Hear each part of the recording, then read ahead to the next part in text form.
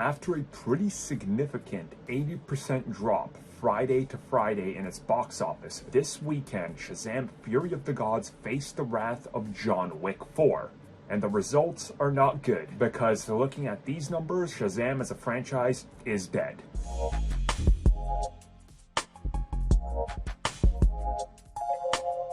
So just to simplify it, we're going to round up. The film made $9.7 million. We're just going to say it made 10. Once they revise it, chances are it could go up to 10 or slightly lower to like 9.5. There's always that like 200, 300,000 differential, but that's what we're talking about here. So again, this weekend it faced stiff competition against the much anticipated John Wick 4. For those that are wondering, I saw it. It's an absolute masterpiece. You should go watch it. One of the best action films I think ever made. But now let's get back to Shazam. So what we saw after that 80% drop Friday to Friday was that things were looking pretty bad. Essentially on the high end, 14 to 15 million. On the low end, 10 million.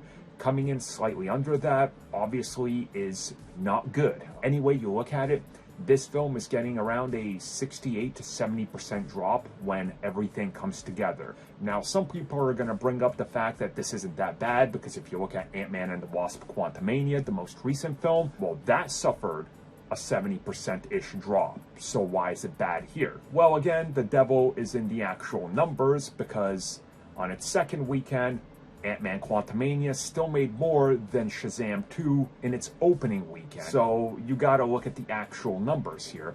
And the numbers here now are so abysmal that estimates have now been revised to the point where this film isn't even going to make 100 million in the United States alone. Now, previously it was expected to do about 150 to 200, struggling to get to 100, and a lot of people are saying it could actually struggle to hit a total worldwide of about 300, and United States, it could struggle to even hit 70 million. I mean, it's all here, right? The writing is on the wall with this. Now, there is some people wondering what exactly happened here. Does it have anything to do with Zachary Levi, what he was tweeting, retweeting, posting on his social media? Maybe it does. People didn't make as big of a deal of it and condemn him and the franchise like they do anything, anytime, or anybody else does anything like that. But again, I just don't think people cared about Shazam enough to even bother to try to make a big deal out of it. And who really knows if any of that affected anything? They spent 100 to 150 million on this film for marketing. Where that went, I honestly don't know. It feels like it's almost like a money laundering scheme at this point, but it's clearly there. So when it's all said and done, by the time this film is out of theaters, which is going to be real quick, it's already going to be pulled out of a lot of theaters by the time its third weekend is over. I think we're going to be looking back at this film as something of a shift in mentality in regards to the viability of comic book films.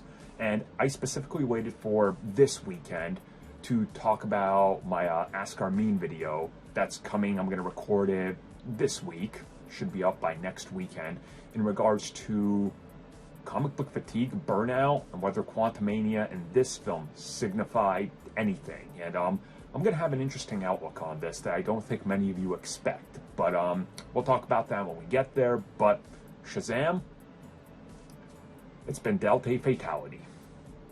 Hey, that's a good idea for a thumbnail. I'm going to use that.